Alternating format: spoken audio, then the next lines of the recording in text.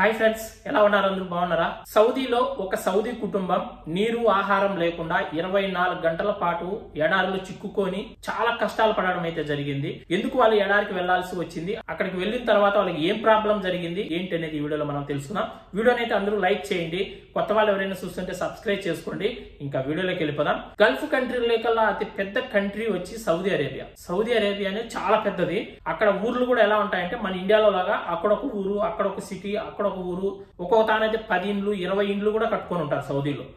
నేను చూసా, ఎందుకంటే నేను సౌదీలో 5 సంవత్సరాలు పని చేశాను కాబట్టి, నేను కూడా చాలా సార్లు ఎడారికి వెళ్ళాను కాబట్టి, అక్కడక్కడ తిరిగాను కాబట్టి, కొన్ని ప్లేసుల్లో అయితే ఎడారిలో 10-15 ఇండ్లు కట్టుకుని అక్కడే జీవిస్తూ ఉంటారు. ఆ విధంగా చాలా చోట్ల ఎడారిలో ఇల్లు కట్టుకొని చాలా మంది అయితే ఉంటారు. ఆ విధంగా సౌదీ అనేది చాలా పెద్ద కంట్రీ. చూసినంత దూరము ఎడారే కనిపిస్తుంది, చూసినంత దూరము ఇసుకే కనిపిస్తుంది. కొన్ని సైడ్లు అయితే గుట్టలు కూడా కనిపిస్తాయి. ఇప్పుడు మక్కా మదీనా వెళ్లే ప్లేసుల్లోకి అయితే, మక్కా మదీనా వెళ్లే దారి అయితే మొత్తం గుట్టలు, నల్ల గుట్టలు, అవి కూడా పెద్ద పెద్ద గుట్టలు, చూసేదానికి భయంకరంగా ఉంటాయి. అలాంటి గుట్టలు కూడా ఉన్నాయి సౌదీలో. మళ్ళీ కువైట్ గానీ, మస్కట్ గానీ, ఖత్తర్, దుబాయ్, ఈ కంట్రీలలో ఎక్కడ కూడా గుట్టలు అనేవి ఉండవు. ఉంటే ఇసుక ఉంటుంది తప్ప ఆ గుట్టలు అనేవి కనిపించవు. సౌదీలో గుట్టలు కూడా కనిపిస్తాయి. గుట్టల్లోనే మక్కా అనేది ఉంది. అలా సౌదీ అరేబియా అనేది చాలా పెద్ద కంట్రీ. ఈ సౌదీ వాళ్ళు ఏం చేస్తారంటే, మార్చి ఏప్రిల్ ఈ 2 నెలలు ఎక్కువగా వాళ్ళు సాయంత్రం పూట ఎడారికి వెళ్ళి అక్కడ ఒక నైట్ అంతా స్టే చేయడము, లేదంటే నైట్ 10 గంటల వరకు 11 వరకు అక్కడే స్టే చేసి అక్కడే వండుకొని తిని మళ్ళీ రావడం అయితే జరుగుతూ ఉంటది.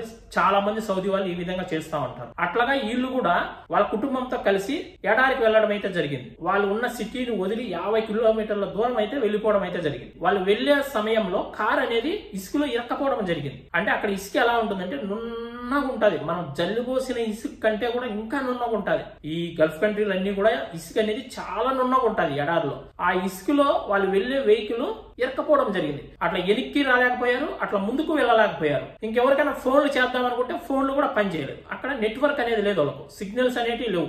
ఇంకా వాళ్ళు ఎలా తెలియజేస్తారు? వేరే వాళ్ళకైనా ఫోన్ చేసి మేము ఇలా ఎడారికి వచ్చాము, పలానా ప్లేస్ లో ఇరక్కపోయినామని చెప్పడానికి కూడా వాళ్ళకి అవకాశం లేకుండా పోయింది.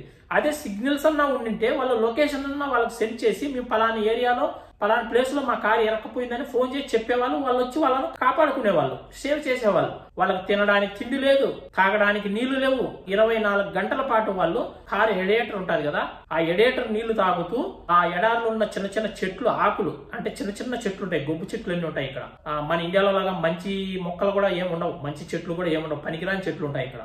తంగేడు చెట్లు లాగా చిన్న చిన్న చెట్లు, పరగ్గంట్లు లాగా అలాంటివి, ఇలాంటి చిన్న చిన్న చెట్లు ఉంటాయి. ఆ చెట్లు ఆకులు తింటూ వాళ్ళ ఆకలి తీర్చుకుంటూ కారు ఎడియేటర్ నీళ్లు తాగుతూ 24 గంటల పాటు అక్కడే ఉండిపోవడం అయితే జరిగింది. లాస్ట్ కు ఇంకో వాళ్ళ ఇంటి దగ్గర ఉన్న వేరే వాళ్ళ బంధువులు కావచ్చు, వాళ్ళ ఇంట్లో ఎవరైనా ఒకరు ఇద్దరు ఉండింటారు కదా, ఇంకా ఏం మా వాళ్ళు రాలేదే, ఒక రోజంతా అయిపోయింది ఎడారికి వెళ్ళి ఇంకా రాలేదనేసి వాళ్ళు వెళ్లి పోలీసులకు కంప్లైంట్ ఇవ్వడం అయితే జరిగింది. ఆ పోస్ట్ గార్డ్ సిబ్బంది ఎడారికి వెళ్లి డ్రోన్ సాయంతో వాళ్ళు ఉన్న ప్లేస్ ను కనిపెట్టి అక్కడికి వెళ్లి చూసేసరికి వాళ్ళు నీరు ఆహారం లేకుండా అస్వస్థకు గురైపోయి కారులోనే పడిపోవడం అయితే జరిగింది. ఇంకా వాళ్ళు తీసుకెళ్లిన ఆహారం, నీరు అవన్నీ వాళ్ళకి ఇచ్చి తినిపించి తర్వాత వాళ్ళను షేప్ గా వాళ్ళ ఇంటికి వాళ్ళను చేర్చడం అయితే జరిగింది. ఈ సౌదీలో చాలా మంది వెళ్తా ఉంటారు. అంటే ఈ ఎండాకాలం సాయంత్రం పూట చాలా బాగుంటుంది క్లైమేట్. ఈ కువైట్, దుబాయ్, మస్కట్ ఈ కంట్రీల కంటే కూడా సౌదీ కంట్రీ కొద్దిగా డిఫరెంట్ గా ఉంటది. సౌదీ కంట్రీ చాలా బాగుంటుంది. సౌదీ నాకు కూడా చాలా బాగా నచ్చుతుంది. చాలా మంచి గాలి, మంచి వాతావరణం ఉంటుంది. ఈ 2 నెలలు చాలా బాగుంటుంది. ఇక్కడ అంత వేడి కూడా ఉండదు సౌదీలో, చాలా తక్కువ ఉంటుంది వేడి కూడా. చాలా బాగుంటుంది క్లైమేట్ కూడా. ఖర్జూర తోటలు అయితే ఇంకా ఎక్కువ సౌదీలో అయితే. నేనున్న ప్లేస్ లో అయితే ఖర్జూర తోటలు అయితే ఎక్కువ. ఒక్కొక్కరికి 20 ఎకరాలు 30 ఎకరాలు ఖర్జూర చెట్లు తోటలు అయితే ఉంటాయి. చాలా బాగుంటాయి. చాలా బాగా వాతావరణం చాలా చల్లగా వచ్చేది. సౌదీలో నేను పనిచేసే ఇంట్లో వాళ్ళు కూడా ఇట్లాంటి ఎండాకాలం వచ్చిందంటే ఈ 2 నెలలు మాత్రమే, మార్చి ఏప్రిల్ ఈ 2 నెలలు ఎండలు కొద్దిగా తక్కువ ఉంటాయి కాబట్టి ఇప్పుడు ఎండలు స్టార్ట్ అవుతా ఉంటాయి ఇక్కడ. ఆ సమయంలో వీళ్ళు ఎక్కువగా వెళ్తారు. ఈవినింగ్ టైంలో వారానికి 1-2 సార్లు వెళ్ళి అక్కడే వండుకొని తినేసి 2 గంటలు 3 గంటలు అక్కడే స్టే చేసి పిల్లల్ని బాగా ఇసుకలు ఆడిపించుకొని మళ్ళీ ఇంటికి వస్తా ఉంటారు.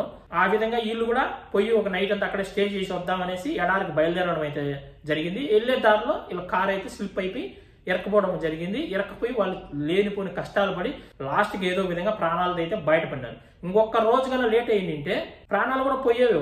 చిన్నపిల్లలు ఉంటారు పాపం. చిన్నపిల్లలు ఇంకా ఆకలికి తట్టుకోలేరు, నీళ్లు లేకపోతే ఎంతసేపు అయినా ఉంటారు చెప్పండి. హెడేటర్లో వాటర్ అయిపోయినాయంట, వాళ్ళు తీసుకెళ్లిన ఏదో చిన్న చిన్న వస్తువులు తినేసినారు.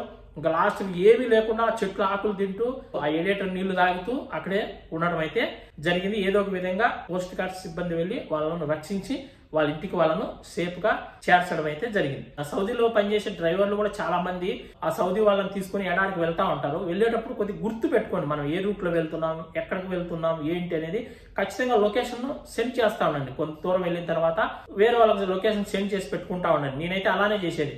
ఇప్పుడు ఎక్కడైతే సిగ్నల్ ఉంటుందో అక్కడికి వెళ్తానే లొకేషన్ సెండ్ చేసి పెట్టేది. నేను వేరే మా ఫ్రెండ్స్ కానీ లేదా ఇంకొక ఫోన్ కానీ లొకేషన్ పంపించి పెట్టుకుంటా ఉండేది. ఎక్కడ వెళ్తున్నావు మనకే తెలియదు. ఒక్కోసారి 4-5 రూట్లు వచ్చేస్తాయి. ఒకటి రైట్, ఒకటి లెఫ్ట్, ఒకటి ఇట్లా, ఒకటి అట్లా, చాలా కన్ఫ్యూజ్ ఉంటాయి సౌదీ ఎడారిలో రూట్లు కూడా.